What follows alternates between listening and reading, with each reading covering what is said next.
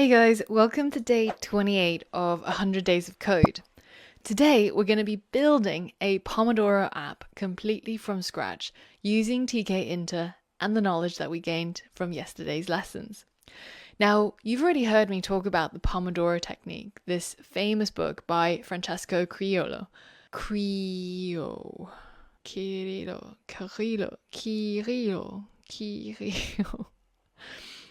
This famous technique that helps people time manage and to get more stuff done. Now, if you didn't hear me talk about it, this is basically a very simple breakdown. Essentially, you figure out the task that you need to do, something hard, something that takes a while, like writing your next book or coding up a project. And then you want to set your timer to 25 minutes and then work on the task for 25 minutes.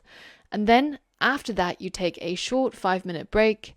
And after you've done 4 of these Pomodoros, basically 4 repetitions, then you get to take a 15 to 30 minute break.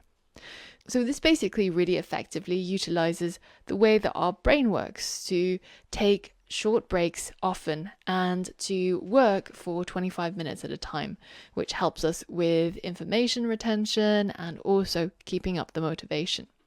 This is the program that we're going to be building using Tkinter. It's going to be a timer with a tomato on it, and when you click start, it's going to tell you to work for 25 minutes.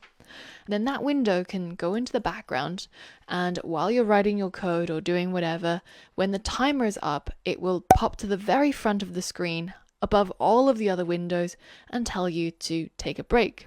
So the first break is for 5 minutes, and you'll notice here we've already achieved 1 check mark for our first Pomodoro completed. And once you're done with the break, then it's going to go back to work and it's going to continue until you reach the longer break or until you click reset to stop and reset the timer.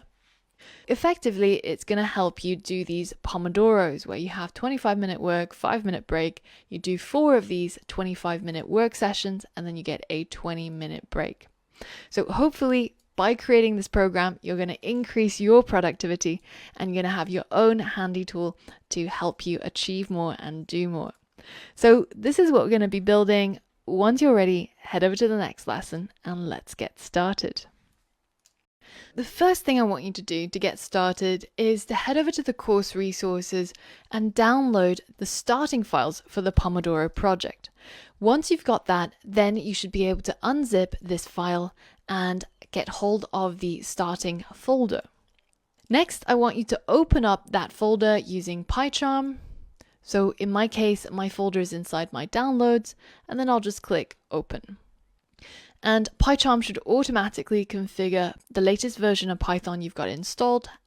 So if you take a look inside this folder, there's 2 files. There is an image of a tomato, which we're going to use in our project. And there's also a main.py with a couple of sections already hashed out for you. And we've also included some constants like some color hex codes or a font name or the number of minutes for working, short breaks and long breaks. So that's already in the starting file. The first thing we're going to do is to set up our UI. So under the section UI setup, we're going to create a new window using Tkinter, and we're going to get the window to run and give it a background color. Pretty simple. So let's go to the top of our file and import our Tkinter module. And then if we scroll down to our UI setup section, let's go ahead and create a new window from the TK class. Remember that our TK class is one of the classes from Tkinter. So you can either tap into the Tkinter module and then get hold of the TK class like I have done here, or as in our case, if we're going to be using a lot of classes from Tkinter, then we can simply say from Tkinter, let's go ahead and import all of the classes. So that way we can straight away refer to this TK class. Now that we've created our window, the next thing we can do is to set the title of the window, which you can of course call it anything you want, but in my case, I'm going to set it to just Pomodoro, which just means tomato in Italian. So now that we've got our Pomodoro, Then we're going to get our window to show up by using window.mainLoop as usual. And now if we run this code, our main, then you can see we've got a blank window, a title, and we're ready to go to the next step. The next step is to put an image into our program so that we can have this tomato as the background of our program, and then we can put some text on top, which is going to signify our countdown timer. This is what we're aiming for, but to achieve this and to be able to put images onto the screen which look like this, we're going to have to learn about the Tkinter canvas widget. A canvas widget is a little bit like a real life canvas, really. It allows you to layer things one on top of the other. So you could draw something and then you could draw something on top of that. And what it allows us to do in our case is to place an image onto our program and then to place some text straight on top of that. In between our window creation and the window main loop is where we're going to create our canvas. And our canvas is created using the canvas widget, of course. One of the things that we can specify when we create our canvas is a width and a height.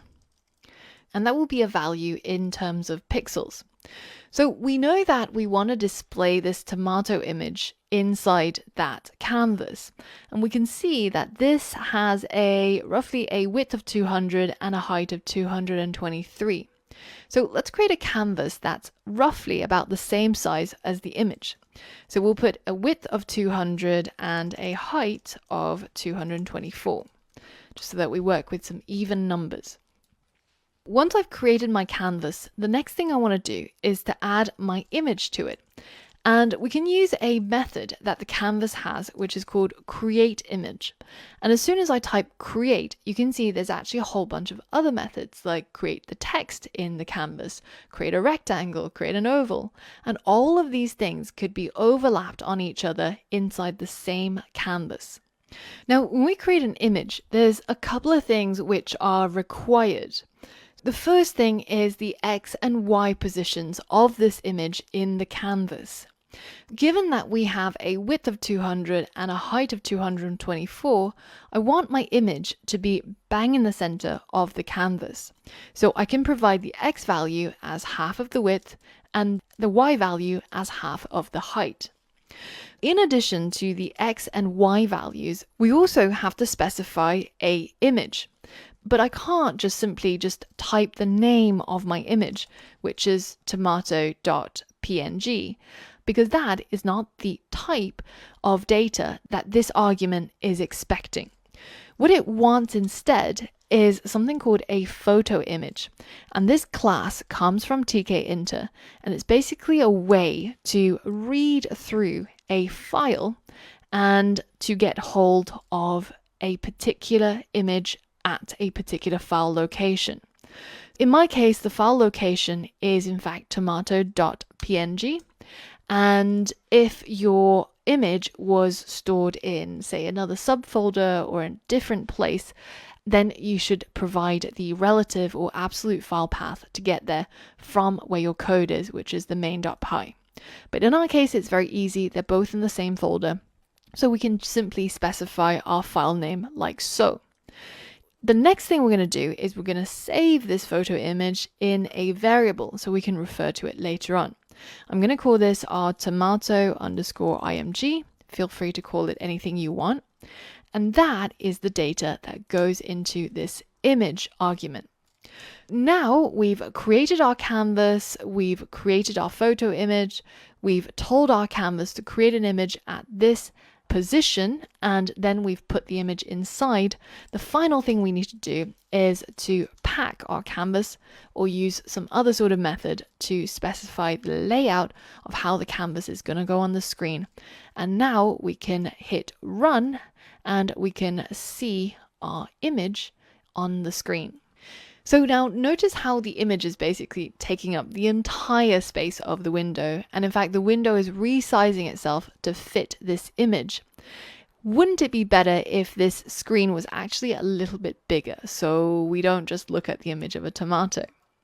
We can do that by getting our window to be configured, and the configuration that we want to change is the padding. So I'm going to change the pad X and pad Y. On the x-axis, on the horizontal, I'm actually going to add a whole 100 pixels of padding on both sides. And then on the y-axis, pad Y, I'm going to change that to 50 so that it's got 50 pixels of padding on the top. That's looking pretty good, other than one small defect. You can see that our tomato image is a little bit cut off on the left. And I suspect this is because the actual image is a little bit shifted over to the left. So we can actually adjust this X position to be a little bit more to the right. And that way our tomato can be centered on screen without being cut off on either side. So now that we've tweaked our image and we've displayed it on screen, the next thing to do is to display some text. As you noticed before, in addition to canvas.createImage, there were a whole bunch of other things we could create, including some text. This create text method works very similarly to the create image method. Notice how the first thing that's getting highlighted is the single asterisk args, and then we've got our two asterisks quargs. So remember from the lessons yesterday, these arguments are the unlimited positional arguments, and these arguments are the unlimited keyword arguments. So the keyword arguments here are, for example, the image or the background color or anything else, but these are the X and Y values. So creating the text, we also have to provide a X and Y value.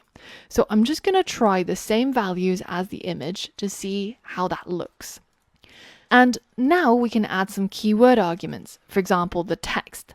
So I just want it to say 00:00, which looks pretty much like the clock. Now if we run our code, you can see we've got a little bit of text showing up. Now notice how it's a little bit high up on the tomato, because remember the tomato starts at the top here and ends here. So that is the center of the tomato image, but we can move it down a little bit so that it's actually centered in this red part, the circular part. With a little bit of experimentation, I think this 103-130 actually works quite well, and it's pretty much bang in the center of the tomato. Let's modify this text in some other ways. We can change the fill, which is basically the color of the text, and I'm going to change that to white, that you can see here. And then I'm going to change the font as well. And this is going to expect a tuple. So it's going to be the font name and then the size, and then whether if it's bold or italic or whatever else you want to do. Now in the constants here, I've already got the font name defined, which is going to be Courier that we're going to be using. So we can straight up add our font name, and then we'll add a font size as 35, and we'll say, yeah, make it bold. So there you have it. We've got our tomato, we've got our text showing up as the countdown timer. Now the final thing I want to do is just to change the background color to a slightly nicer looking color.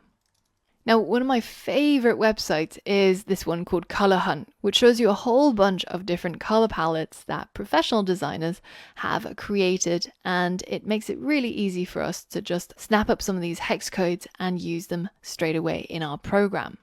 Now, the one that really caught my eye is this one, because it has a bit of the tomato color palette. So I've transferred all of these hex codes to the constants in the starting file. So you can see I've got the pink, the red, the green, and the yellow, and we're going to be using that across our program to give it that consistent color theme and make it look like it's been professionally designed. So what I want to do is I want to change the Windows background color, and I can do that through the keyword argument called BG for background, and I can set it to a hex code. So a hex code starts out with the £, and then it's some numbers and some letters. Now I've already got all of that for you, and all you have to do is just to put down the name of the constant. So this should not be in quotation marks because it's not the word. It's in fact referring to that particular variable and the string that's held inside. So now if we check our screen, you can see the background has been changed to that nice yellow color, sort of rice or hay color, but the tomato, namely the canvas, still has that white background. So let's change the background color of the canvas as well. And again, it's using the BG. So some of these you'll notice are standard attributes that we can change, like the width and the height and the background color, which is standard across all of the widgets. And some other things like file here are some of the more specific keyword arguments. So let's apply this yellow to the background of the canvas. And you can see that the canvas is now yellow as well, but it's still got this little white border, which denotes the edges of our canvas. To get rid of that, I found a specific keyword argument that would actually help. And it took quite a bit of digging around, quite a bit of Stack Overflow searching and Googling in order to find this. It wasn't very straightforward because Tkinter is not well documented, unfortunately.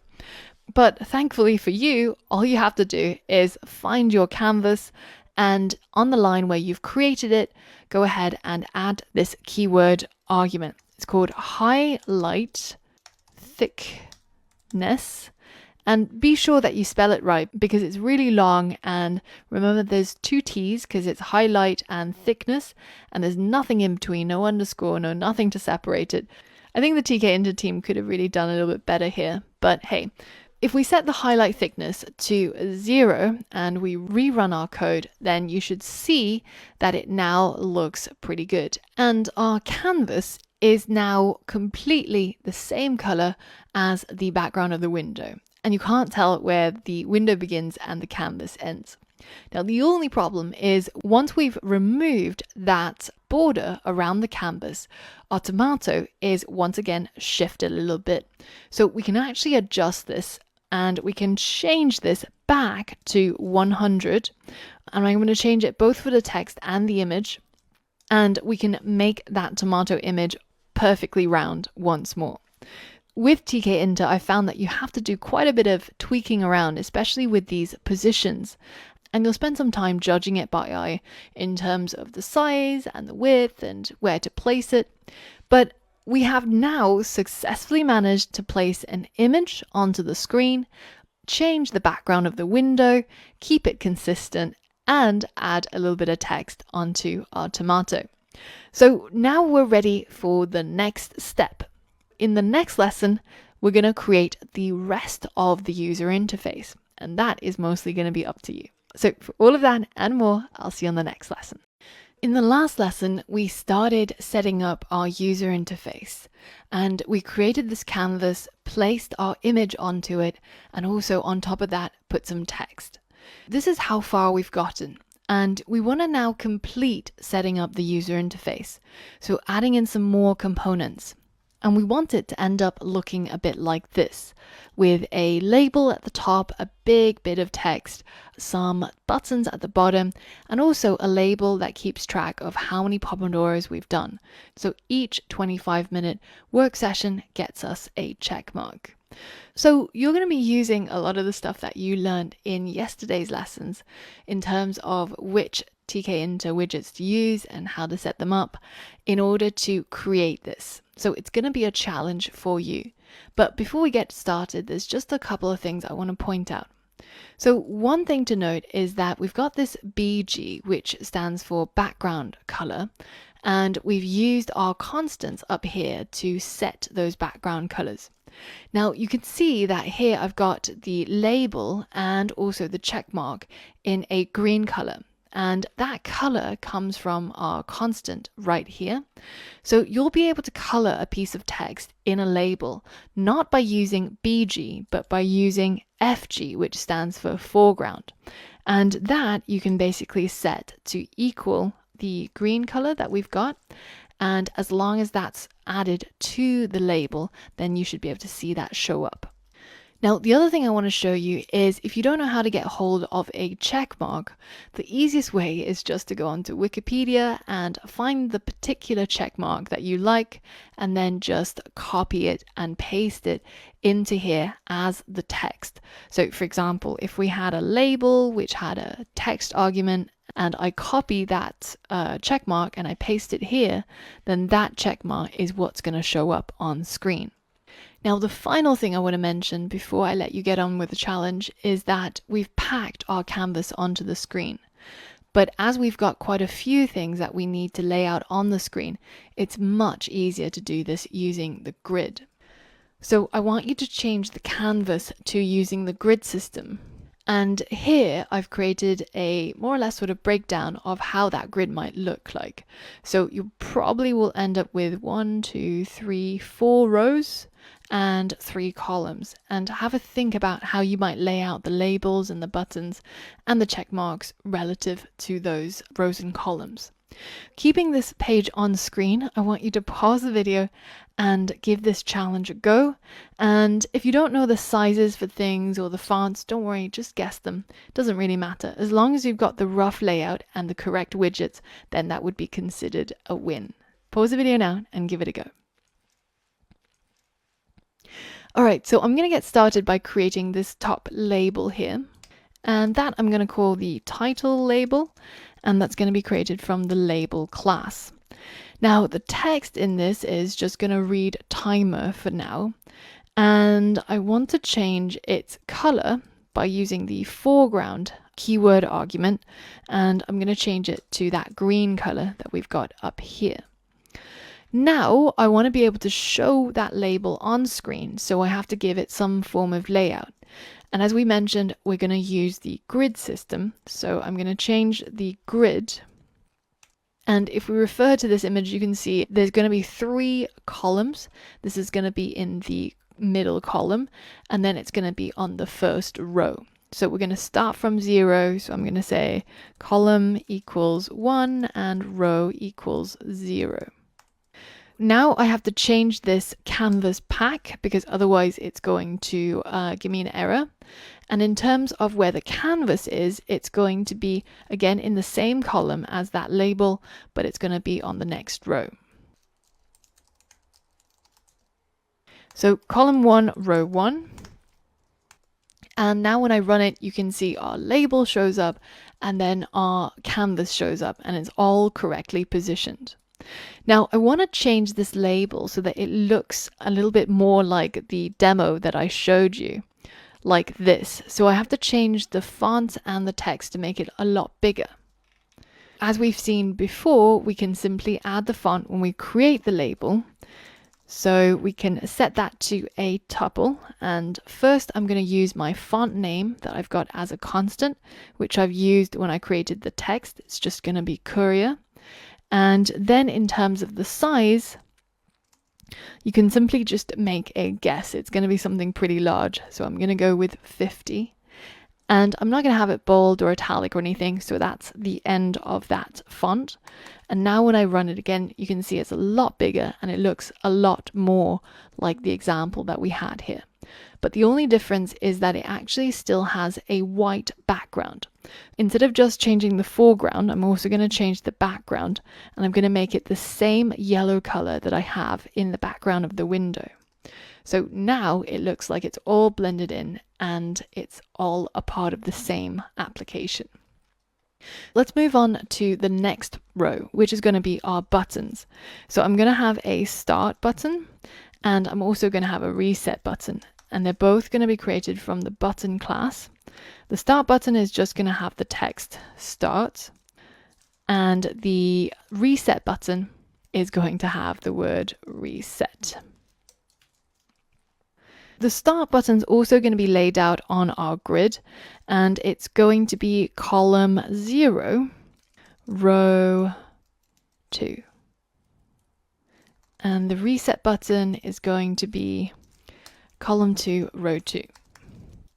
So now you can see the start and the reset buttons are now on the next row after the canvas, and it's either side of it. Now, notice how there's a little bit of a white background around each of the buttons. If that bothers you, then you can actually fix that by doing the same thing that we did with the canvas, which got rid of the border, by changing that highlight thickness to 0. And because that's really prone to typos, I'm actually just going to paste it in.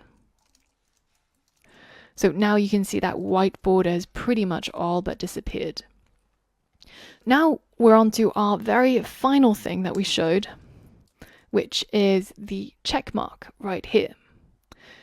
So I'm going to call it check marks because eventually there'll probably be quite a few of them, hopefully, if we do lots of good work. And our label is going to have the text, which is going to have the check mark. Now, if you're on a Mac, you can actually go into Edit and go to Emojis and Symbols and pick a check mark from here. But on Windows, you can simply just use the trick that I showed you. Go ahead and copy and paste it from a piece of text, say like Wikipedia. Once we've got our text, I'm going to change the foreground color of that text again, and I'm going to change it to green. And it's also going to require a background color of yellow, just so that we get rid of the white.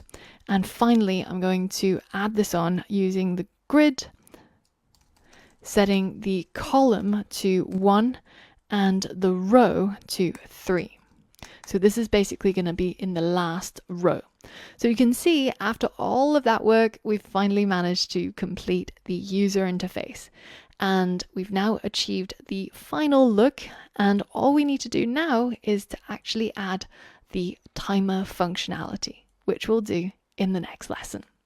Now, if you found any of the Tkinter widgets difficult to use, or you got stuck, or you couldn't figure out certain things about it, then be sure to have a review of yesterday's lessons where we talked about the widgets in more detail. In the last lesson, we completed the user interface for our Pomodoro timer, and we've managed to get all the components that we need onto our graphical user interface. Now, the next step is to actually give it some functionality. I want to be able to create some sort of countdown mechanism that just does something really simple. For example, if it was just able to count down from 5, 4, 3, 2, 1, going down by 1 each time. That would be great. That's what we're going to be working on in this lesson, and we're going to go into the countdown mechanism section to do that. One of the ways that you might think about approaching this is to use our time module, because we've seen before that we can say time.sleep and we can tell it to sleep for a second. So then we could maybe set up a while loop, and while something or other is true, go ahead and sleep for 1 second, and then afterwards just, subtract 1 from some sort of counter. So we could start count at 5, and then each time we subtract by 1, and then each time we just simply update our label here, which we created in the canvas, to whatever value count might be. Now, that sounds great in principle. The only problem is that we're working within a graphical user interface program. The reason why that's relevant is because if we think about a command line program, say, for example, if we were to get our console to do something, print hello, well, it's only going to do something when you actually give it an instruction and you hit enter. It doesn't really need to keep an eye out for what you might do in between. But a graphical user interface is a little bit different. It needs to keep watching the screen to see whether if a user clicks on a button, for example. So it's basically going to refresh and keep listening for events. So every fraction of a second, it's going to keep checking, did something happen? Did something happen? Did something happen? And the moment when it does, then it's got to react. It's got to react to that event. In this case, we tend to call these types of GUI programs event-driven. And the way that it's driven is through our main loop. So when we set up our window and we start off the main loop, it's basically looping through, and every millisecond it's checking to see, did something happen? Did something happen? Did something happen? So that means if we have another loop in our program, it actually won't be able to reach the main loop. And in this case, when you actually try to run it, nothing happens. Our program doesn't even launch. So we have to rethink this, and we have to do it a little bit differently. In order to create interactive and interesting programs, you kind of need something to happen on screen, right? Every so often. You need this timing mechanism. Luckily, Tkinter already thought of this, and we can in fact use one of the built-in methods to every widget. So if we tap into our window widget, we can get hold of a method called after. And after is quite simple. It's a method that takes an amount of time that it should wait, and then after that amount of time, it simply calls a particular function that you tell it to call, passing in any arguments that you want to give it. Here's how it works. We call window.after. We first provide the amount of time to wait in milliseconds. So if we want 1 second, then that's 1000 milliseconds. Next, we pass in a function to call. So let's create a function up here. Let's just call it, say, something. And then we'll pass in the thing like this. And then all we do is we just print that thing. So super simple function, and then we give the name of this function as the function to call after 1000 milliseconds. Now the final thing in this list of arguments, if I just go ahead and cut that and show you again when it gives me the prompt, the last thing is actually a asterisk args. This, if you remember, allows us to put in an unlimited number of positional arguments. What that means is we can give as many arguments as we want, and those arguments in this case is simply going to be passed to the function that we want to call. So in this case, it's going to be that thing. So if I put hello here, then I run my code, you can see that after 1000 milliseconds, basically 1 second, it calls this function say something, and it passes this hello as the input to that function. As I said, you can have an infinite amount of positional arguments. So let's put in some other arguments, which we'll call A, B, and C, and then we'll print A, print B, and print C. And now, instead of passing in hello, we're going to pass in lots of positional parameters. So we'll say 3, 5, and 8.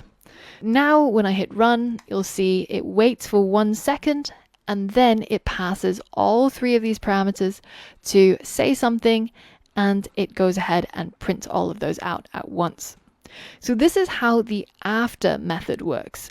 But what we want it to do, though, is we want it to repeat itself, to essentially loop. One way of getting that behavior is to simply put this method call somewhere inside a function and then call itself. So here's what I mean. Let's create a function called countdown, and this is going to take a input in the form of the number to count down by. And then inside this function, we call window.after. And we say that after 1000 milliseconds, call this function countdown, and then pass in a count number. If that count number started out as 5, then we want to say count minus 1. Now, all we have to do is to call this countdown method. So let's call countdown and pass in the starting count, let's say 5 seconds. So now when I run the code, it's going to call this method, passing in 5 over here, and then it's going to wait for 1 second, and then it's going to call this function countdown, passing in 5 minus 1. So it becomes 4. And then afterwards, it repeats again, becomes 3, 2, 1. So now if we catch that number, which we can print, then we'll be able to see it count down when we run the code. 5, 4, 3, 2, 1. 1 every second, and it basically keeps on going, and it even continues to the negatives. So if we don't want it to go to negative time, then all we have to do is add an if statement. If count is greater than 0, then go ahead and execute this line of code. So now it'll go from 5, 4, 3, 2, 1, 0, and then it will stop. This is the kind of behavior that we would need if we want to update our countdown in our Pomodoro timer. So how can we, instead of printing the count, actually change this text on our canvas? Well, the way that we do that is by assigning this text a variable. So I'm going to call it timer text. And now that we've got timer text being set as the text that was created in the canvas, then we can access it right here. And the way that we change a piece of text, or anything for that matter, in a canvas is slightly different from how we would do for a label. If it was just the title label that we wanted to change, we would say title label.config, and then let's change the text to something new. But to change a canvas element, you actually have to tap into the particular canvas you want to change, and then you call a method called itemConfig. And then in this method, you pass in the particular item that you actually want to configure. So in our case, it's the timer text. And then you pass in the thing about it that you actually want to change in terms of a quag. So this is a keyword argument. We're going to change the text to the current count. Now notice how this is not the string count, because then it would just show that word, but it's actually the live countdown time. At this point in time, if I run the code, I actually get an error, and it tells us that the name canvas is not defined. And that's because I'm calling this method countdown before I actually created the canvas. So if I move that to below this line and I run it again, then you'll see it actually work. And you see it starts out from 5 and it counts down to 0. Now, how can we tie that behavior to the start button so that I can press the start button and then, and only then, does it start counting down from 5, 4, 3, 2, 1? Well, let's go ahead and add another function, and I'm going to add it in the timer mechanism section, and I'm going to call it start timer. Now, this function is super simple. All it's going to do is it's going to be responsible for calling that function countdown, and it's going to count down from 5 seconds. So I'll move that inside the start timer, and now the start timer is going to be the function that needs to be triggered when the start button gets pressed. Do you remember how to tie a function to a button in Tkinter? Pause the video and see if you can solve this challenge so that you'll be able to run the code, hit start, and the timer to start counting down. So the keyword argument is command, and all we have to do is to tie it to the start timer function, but without the parentheses. So now when I hit run and I click start, it starts the timer, setting that text from 5, 4, 3, 2, 1. So the main loop is listening, and when the user interacts with the start button, it actually calls the start timer function, which calls the countdown function, and get it to count down from 5 seconds. Now, we don't actually want to count down from 5 seconds. We want to count down in minutes, because we're probably not going to be working for 5 seconds at a time. We're going to be working for 25 minutes or having a 5-minute break. So how can I change this countdown to interpret this instead of as 5 seconds to 5 minutes? Well, let's have a think about that.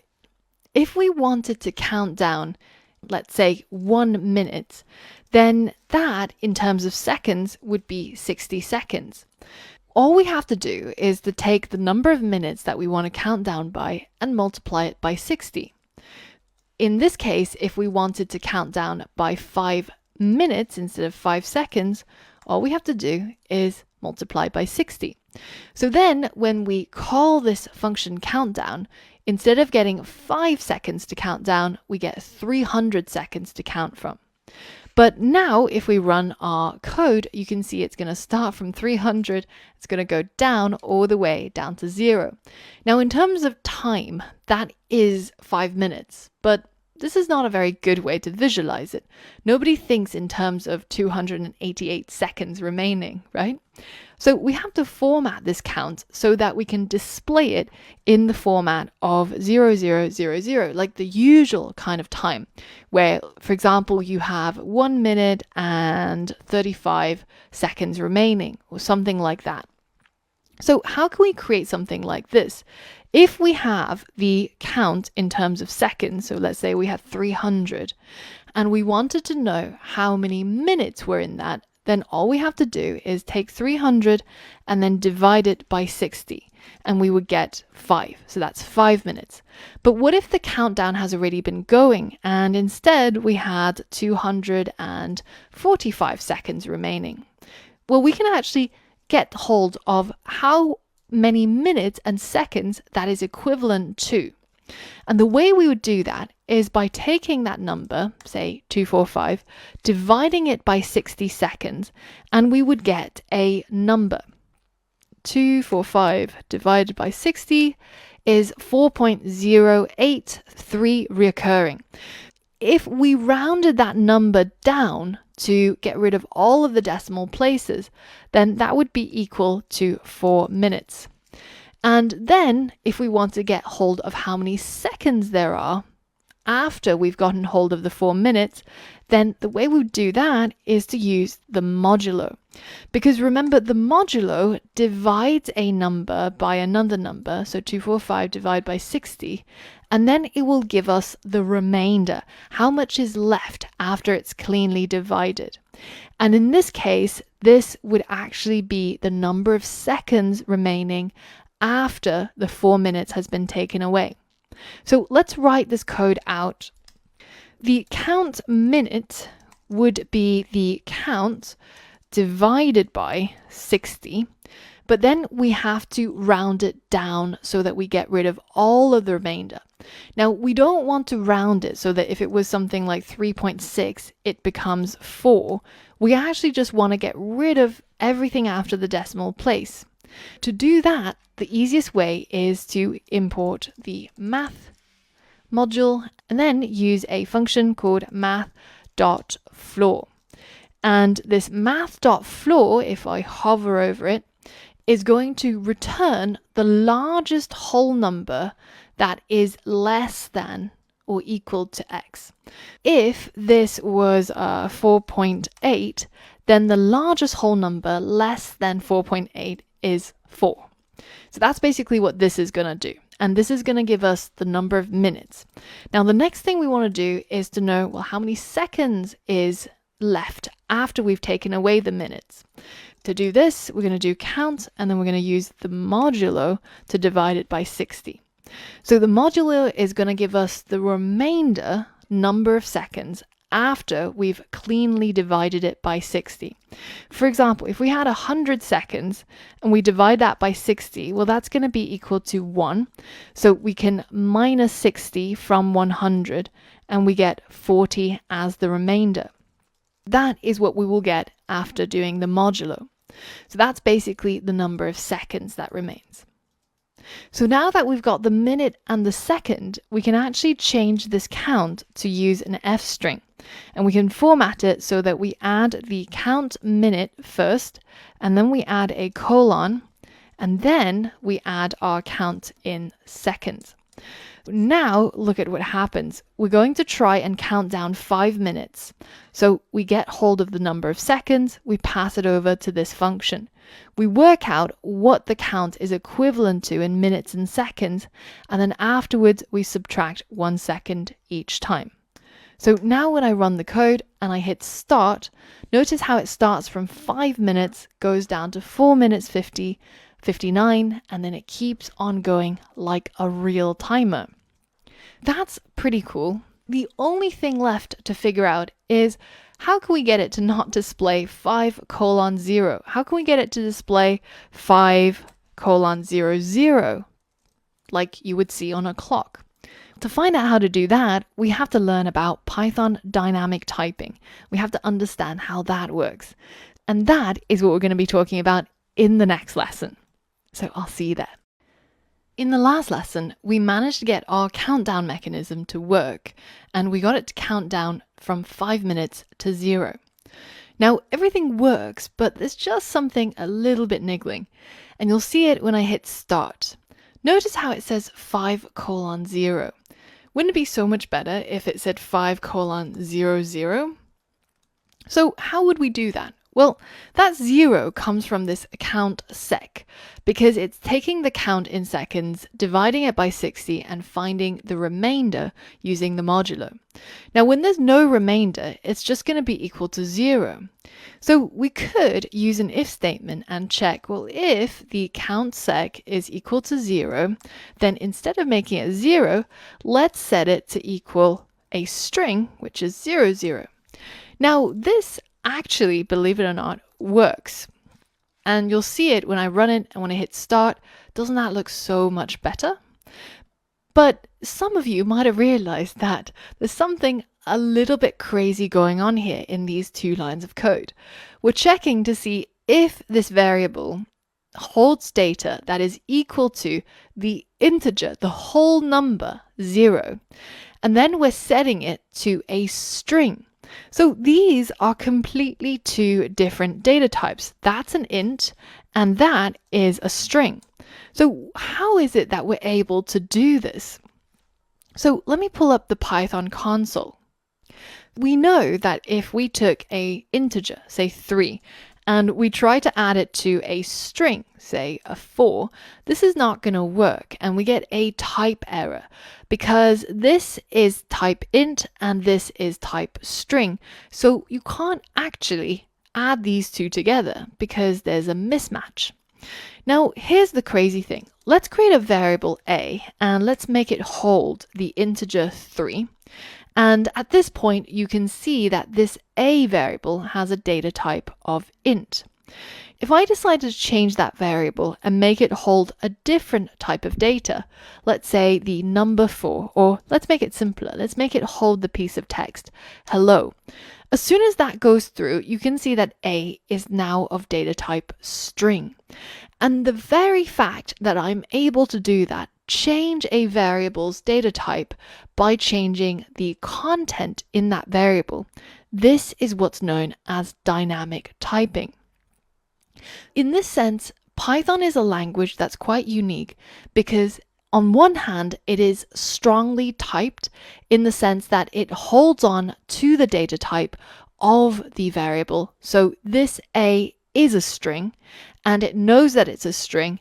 And if you do something that is not meant for a string, say if you tried to raise a to the power of 2, then that is going to be a type error. Types matter, and when you call a function that's expecting a particular type, say if you use the power function, which is expecting an integer, and you pass in something that's obviously not an integer, say our string here, and you try to get it to do something, say raise it to the power of 3, then again we get type error. It knows what type is supposed to go into that function and it makes sure that you comply with that. This is where the language is strongly typed. But the part where the language is dynamically typed is that even though it knows what type a variable is, it knows what type a function expects, you can also dynamically change the data type of any variable like this. That is basically what we're using here. We're using dynamic typing to change the data type of countSec from an integer to a string. And then we use that string to display inside this canvas text. Now, there is, however, still a bit of a bug with this, and you'll see it once it dips below 10 seconds. Notice that as soon as it goes to 9 seconds, instead of saying 09, which is what you would want, or 0806, it just lists the number of seconds until it reaches 00. So how can we fix this? The key lies in these two lines of code. See if you can do this as a challenge. Pause the video and see if you can make it so that when it's 9 seconds remaining, it says 09 or 08 or 07 and also 00, of course. Pause the video and see if you can complete this challenge. All right, so basically what we want to check for is when the count in seconds is less than 10, because now it's going to be in the single digits, and instead of having just one digit, we want to add 0 in front of it. So the way we can do this is through just an F string. We can use an F string to add the 0 in front and then add the count in seconds afterwards, formatting that into the standard kind of time format. Now that we've fixed that, if we run our app again and it goes down to 10 seconds, you can see it now says 090807 and it's nicely formatted using our F string. And we're able to do this because of the flexibility of the data types in Python, checking it as a number, making sure it's less than 10, and then formatting it as a string and using the F string. Now, this is not a feature that's available in all programming languages. For example, languages like C or Java or Swift, you won't be able to do this. Once you create a variable and you give it a certain type of data, then it must forever hold on to that type of data. But Python allows you to change the data type of a variable just by assigning it to a different type of value. There's a really well-worded Stack Overflow answer that addresses this exact thing I'm talking about the fact that Python is a strongly dynamically typed language. And I recommend that if you want to dig more into this, to have a read of this answer, and I'll link to this in the course resources. Now we're almost there. When we hit start, our countdown works and it starts counting down from however minutes we tell it to. Here's a challenge for you. We know that the Pomodoro technique requires us to work for 25 minutes and then after 25 minutes to take a short break, and then it goes back to 25, and this repeats until we've done 4 sets of 25 minutes and then we get a long break. So I want you to have a think about how you could create a variable called reps, which is going to be a global variable, and you can access it inside start timer by tapping into this global reps. Now, using the modulo or some other sort of mechanism that you can think of, see if you can figure out how to get our countdown timer to count down a different number of minutes. For example, we would start out with work seconds, which is going to be the work in minutes times 60. And then we have our short break seconds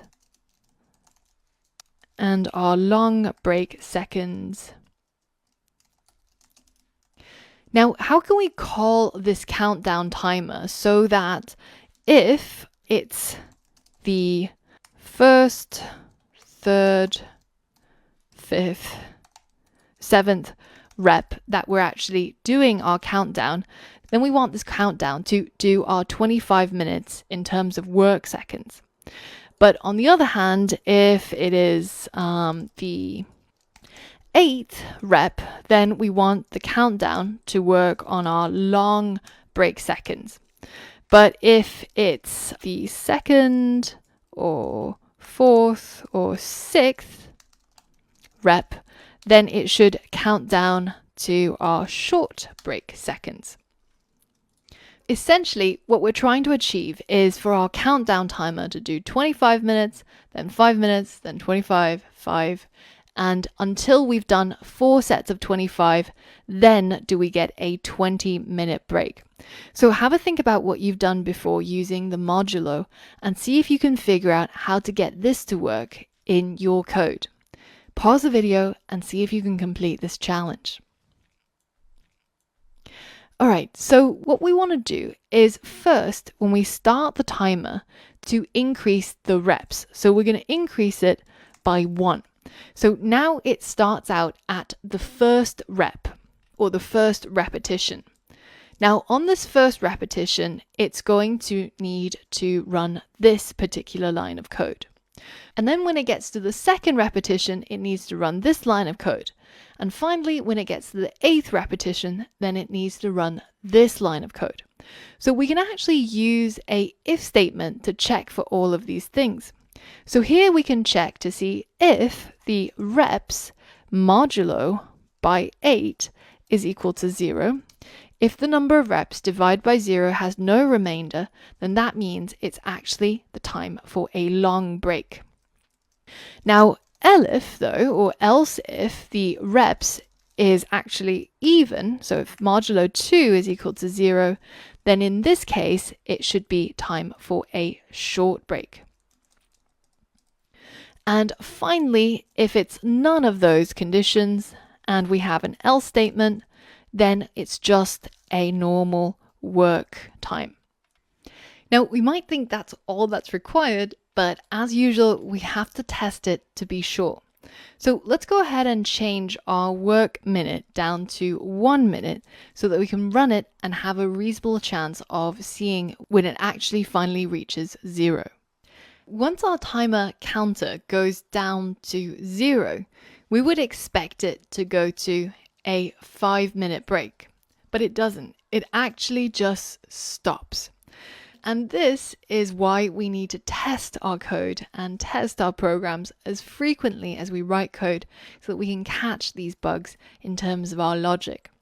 So what's happening here?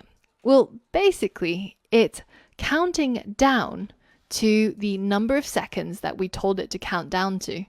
And then once it's done that, well, that's kind of the end. There's no other way of triggering start timer unless we press the button. So what we actually need to do is to add a else statement here and catch when the count goes to 0, because it's in that moment that we want to actually call start timer once again.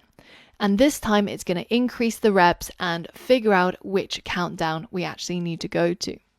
So if we run this code again and I fast forward through the timer, you can see that now once it hits 0, it's going to go straight to our 5-minute break and it continues the timer.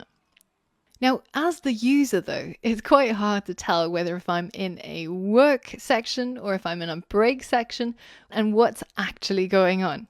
So we should improve the user experience by changing this title from saying timer to whatever it is that the user should be doing. So if they are in this long break countdown, then it should say break. If they're in a short break section, it should say break. And if they're in the work section, then it should say work. So the label that we need to change is this title label.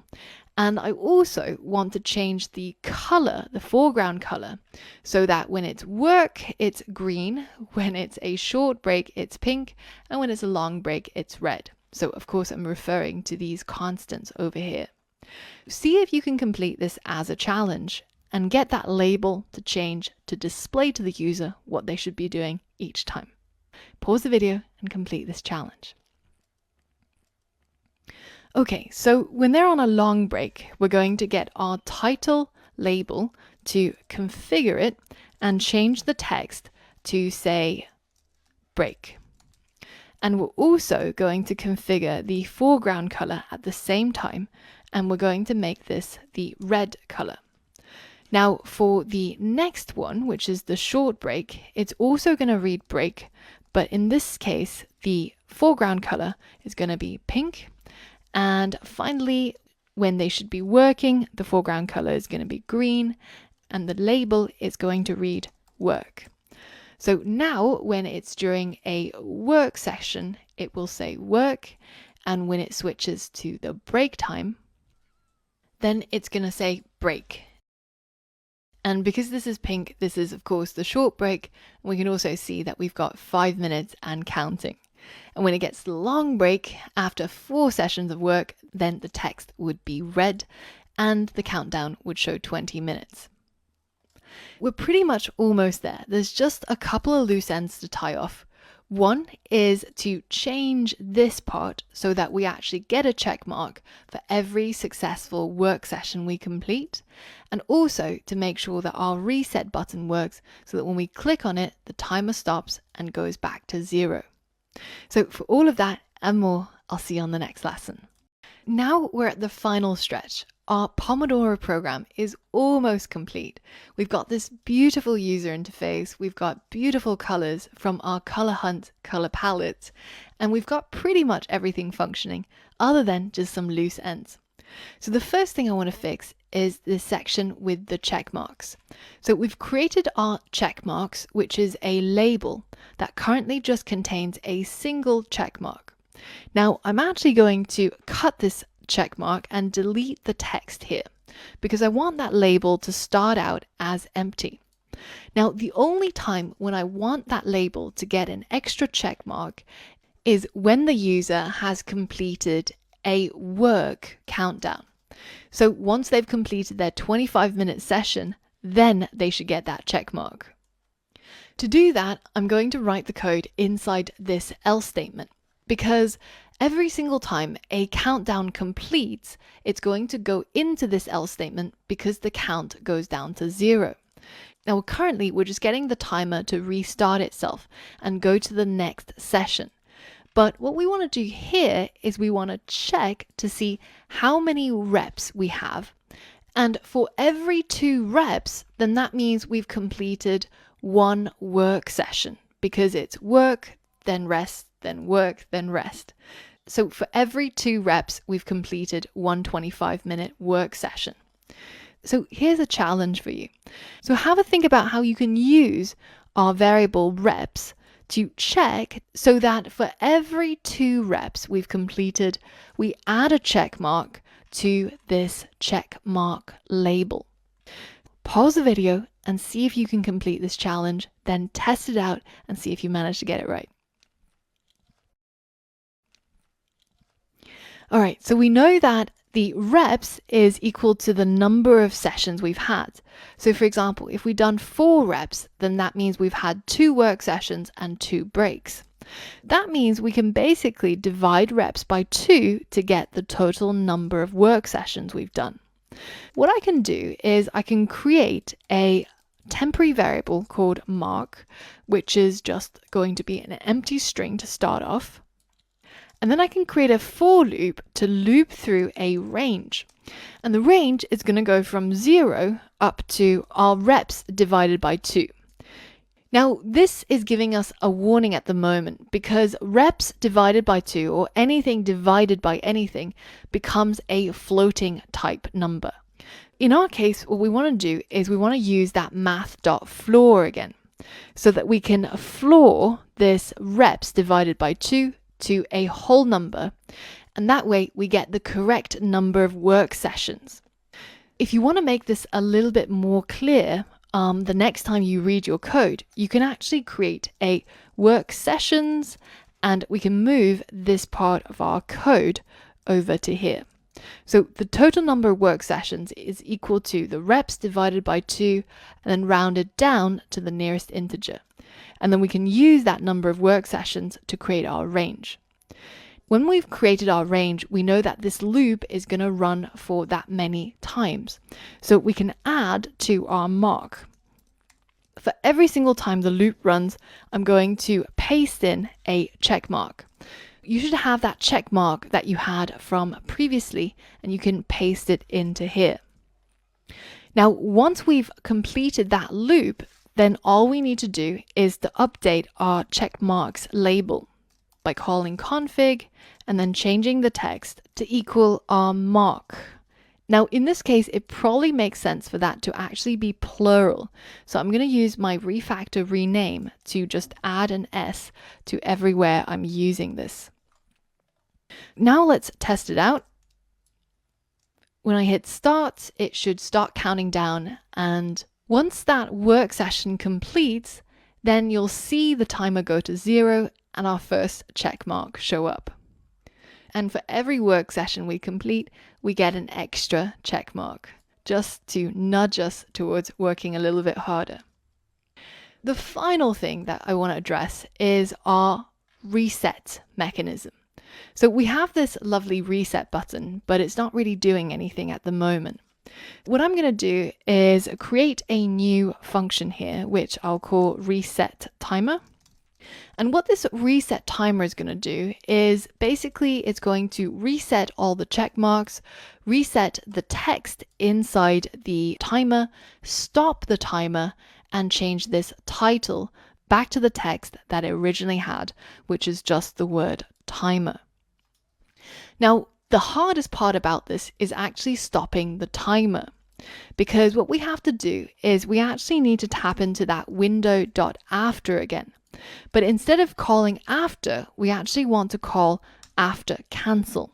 This way, we can actually cancel the timer that we had set up previously. This is the thing that we want to cancel. And if we want to cancel it, we have to give it a name and we have to put it inside a variable. So I'm going to call this my timer.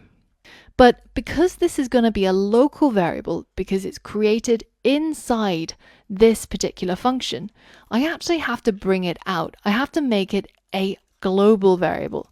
So I have to create it up here. But what value do I give it? Well, initially, it's actually not going to have any value at all.